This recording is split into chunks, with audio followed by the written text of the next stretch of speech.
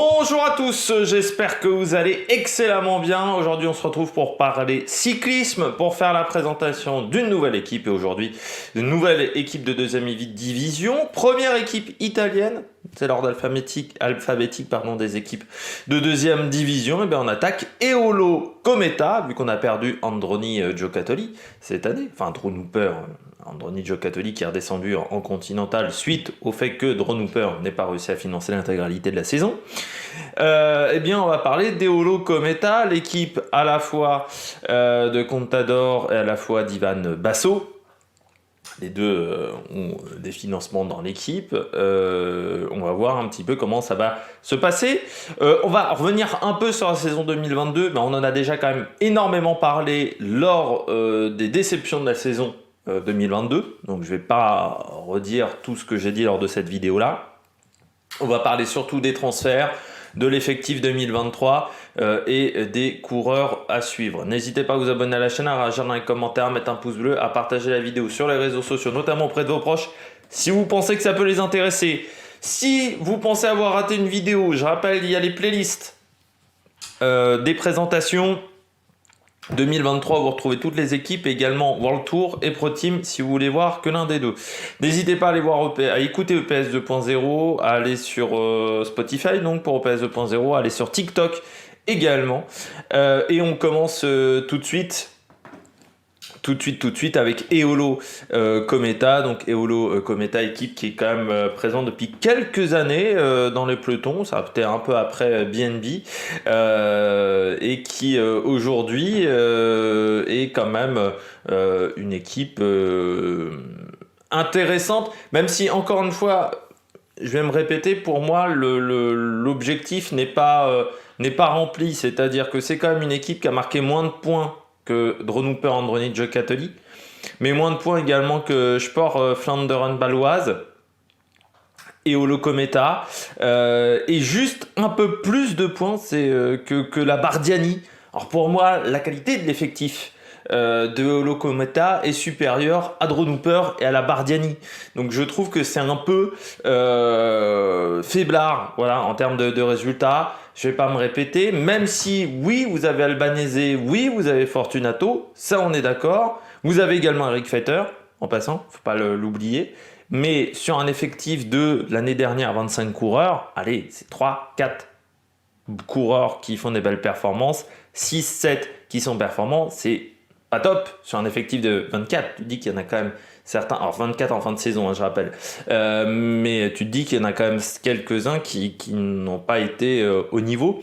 Moi, j'ai surtout un vrai problème dans cette formation, c'est que je trouve que les jeunes ont surtout beaucoup de mal à performer.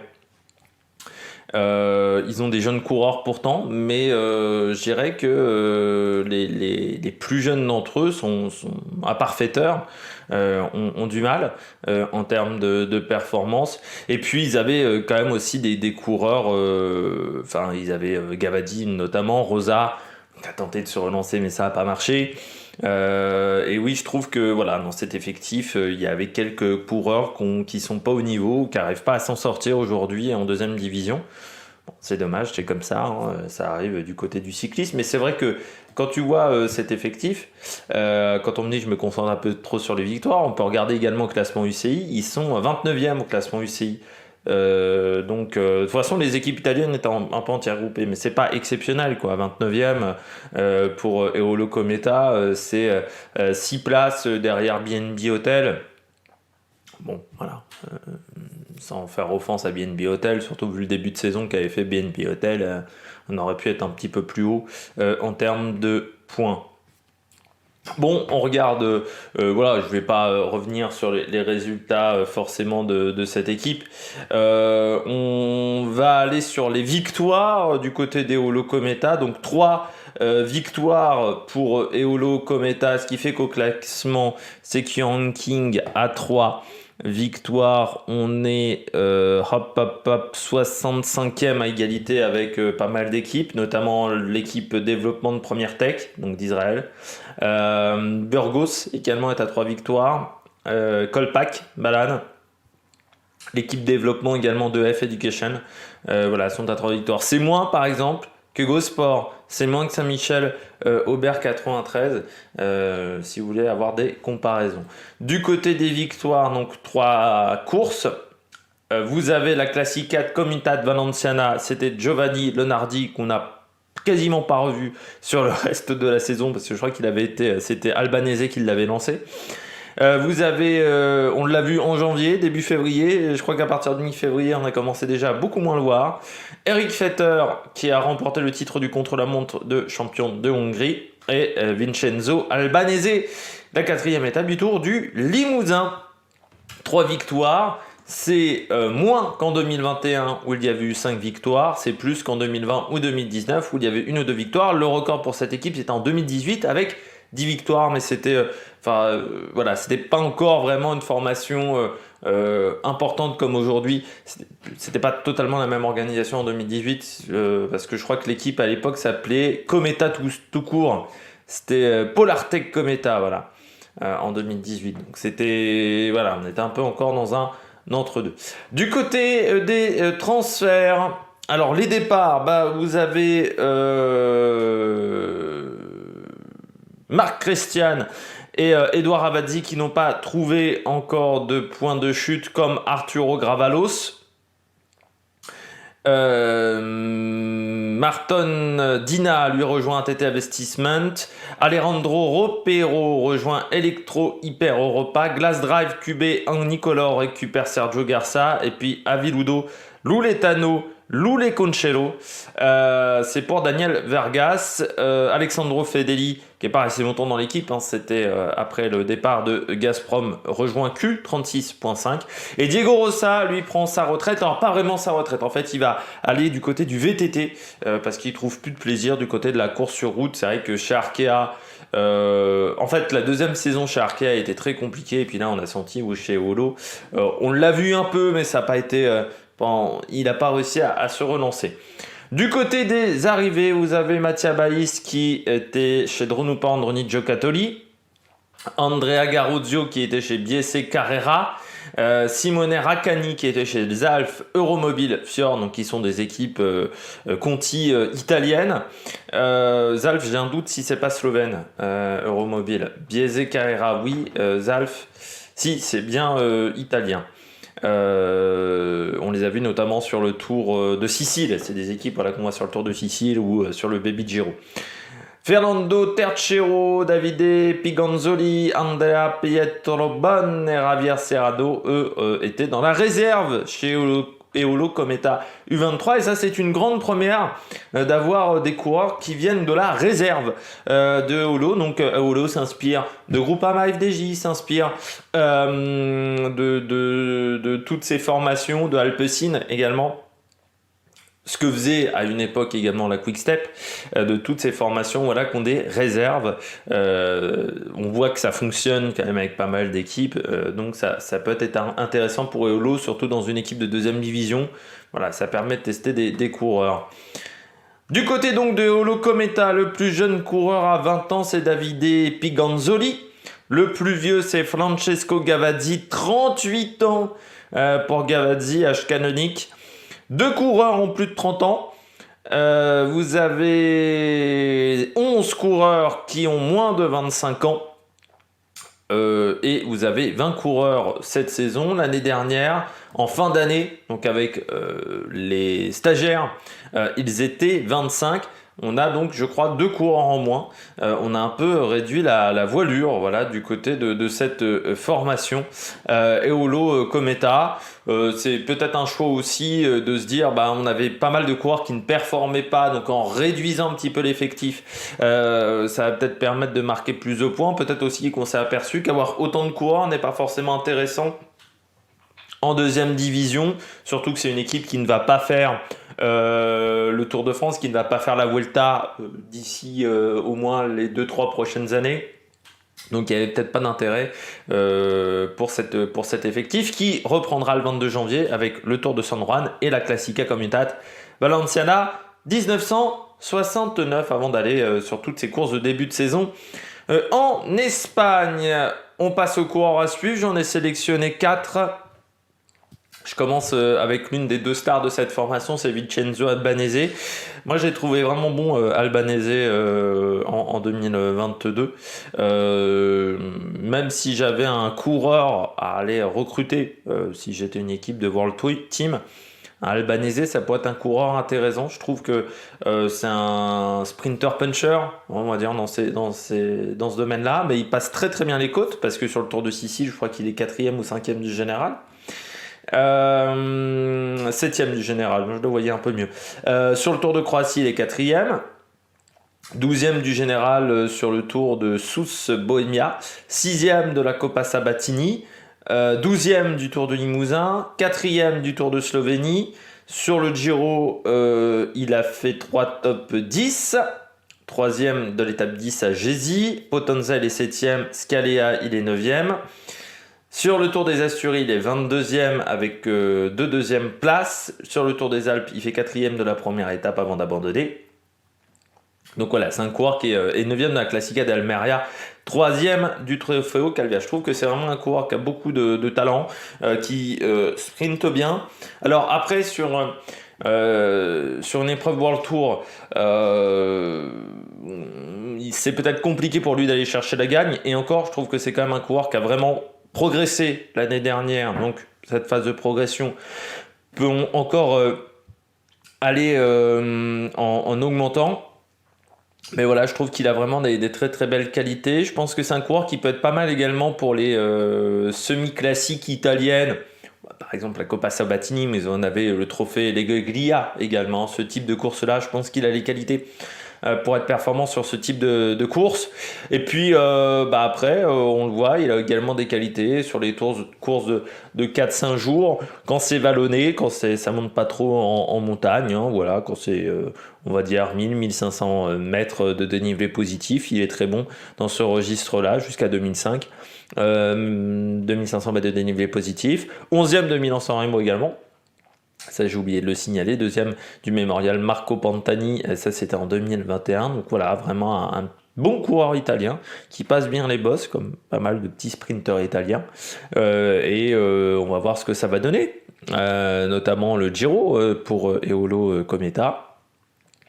C'est un coureur voilà, que j'ai envie de voir, hein, que j'ai envie de voir sur les routes du Giro, de le voir performer. Surtout que cette année sur le Giro, c'est un profil de coureur qui va être intéressant. Parce que les étapes de sprint sont rarement toutes plates. Il y aura pas mal de petites bosses et ça va forcément lui convenir. Alors lui, il reprendra le 22 janvier à la Classica de Comitat de Valenciana et puis ensuite il y aura le Trofeo Calver. Donc il va faire un gros début des saisons en Espagne. On passe à Eric Fetter. Fetter, j'ai encore du mal à comprendre quel est le profil de ce coureur. On sait qu'il est bon rouleur, ça c'est vrai, c'est une de ses qualités, à 22 ans. 1m90, 70 kg, hein, donc plutôt longiligne comme gabarit. On le voit quand même 7e du championnat de Hongrie sur route, 4e du championnat d'Europe U23 sur route également, ça c'était au mois de juillet. 2e du général du Tour de Sousse Bohémia. 9e également d'une étape de la semaine internationale Coppi et Bartali. Moi je pense que c'est un coureur à suivre parce qu'il a du talent. Le souci c'est qu'il est encore un petit peu jeune, qu'il n'a pas encore forcément de spécialisation. Je dirais ça c'est peut-être un problème, il est peut-être un peu trop polyvalent pour le moment.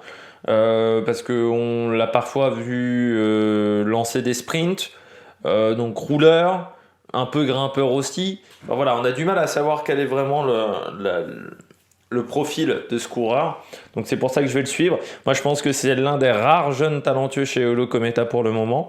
Et c'est pour ça que j'attends de le suivre. Lui qui ira sur le Tour de San Juan. Le retour du Tour de San Juan, le Tour de San Juan avec les équipes européennes. Ça va être intéressant le Tour de San Juan parce qu'on verra peut-être Miguel André Lopez.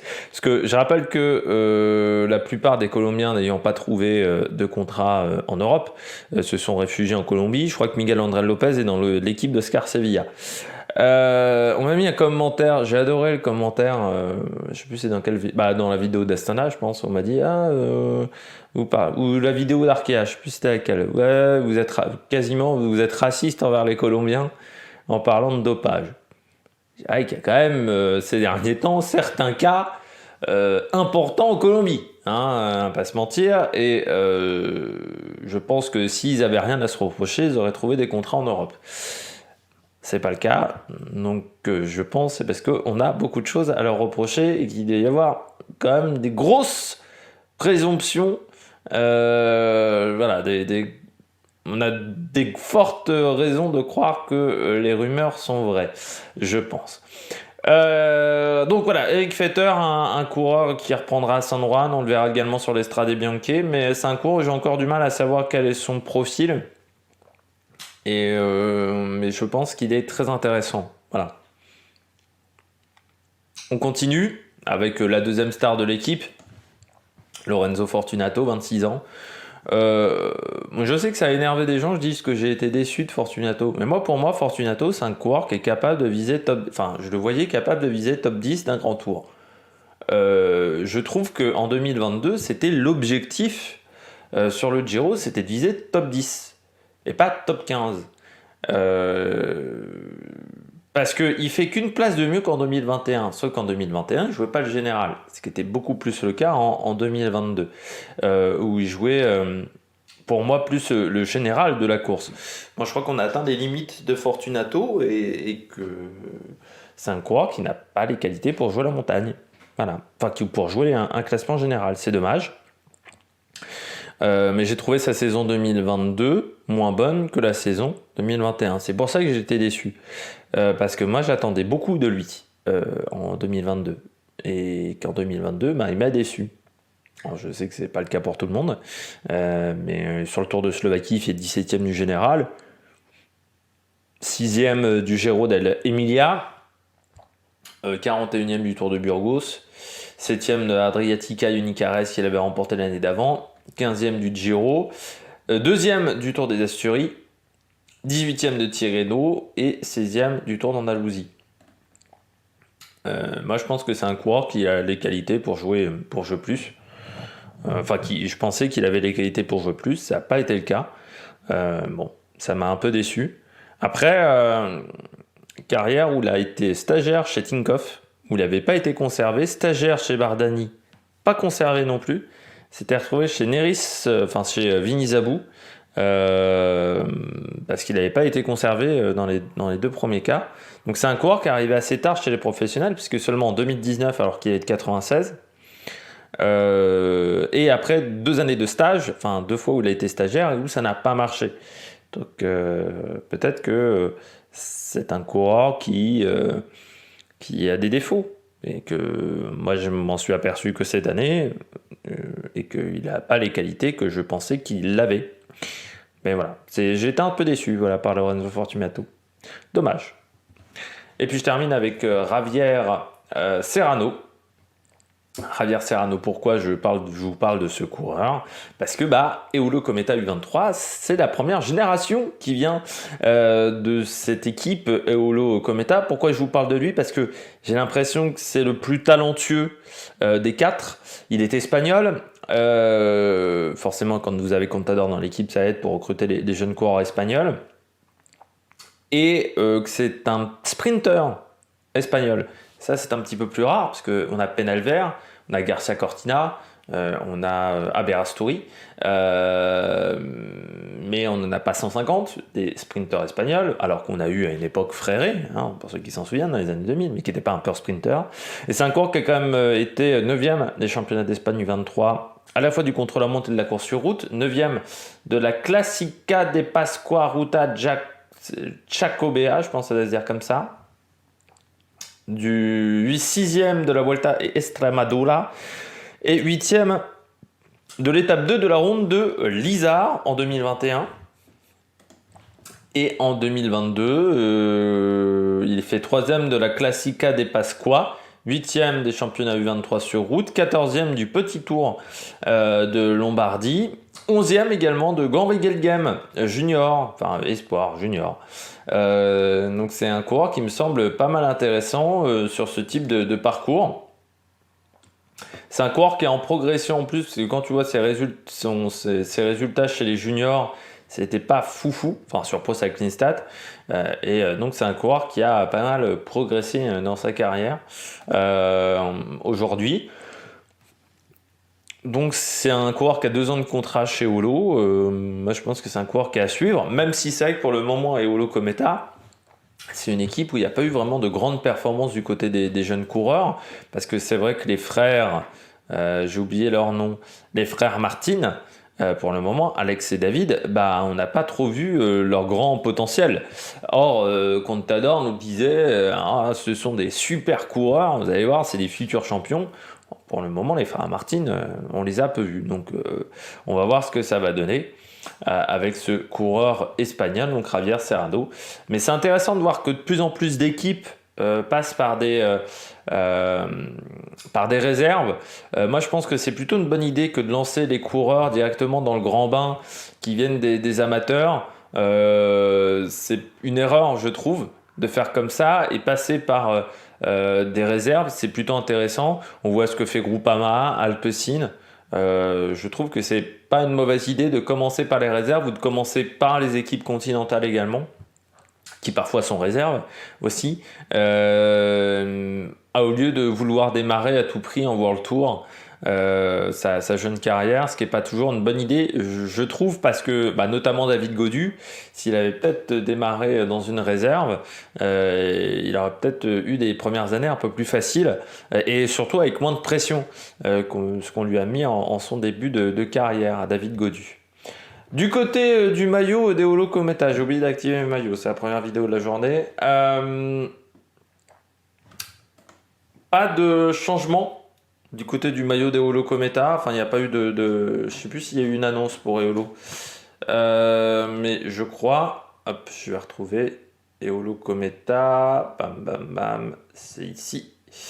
Oui, pas d'informations sur le nouveau maillot, donc on devrait rester sur les mêmes couleurs, c'est-à-dire ce bleu, qui est assez caractéristique. C'est vrai que c'est un maillot qui se reconnaît plutôt bien, c'est un bleu un peu turquoise, surtout que bon, il y a quand même pas beaucoup d'équipes qui vont utiliser ces couleurs-là cette année, avec les manches vertes, donc je pense que c'est quelque chose qu'on va repérer. Et puis toujours avec les vélos également, Eolo Kometa, toujours les vélos Aurum, ce qui est les seuls à utiliser ces vélos-là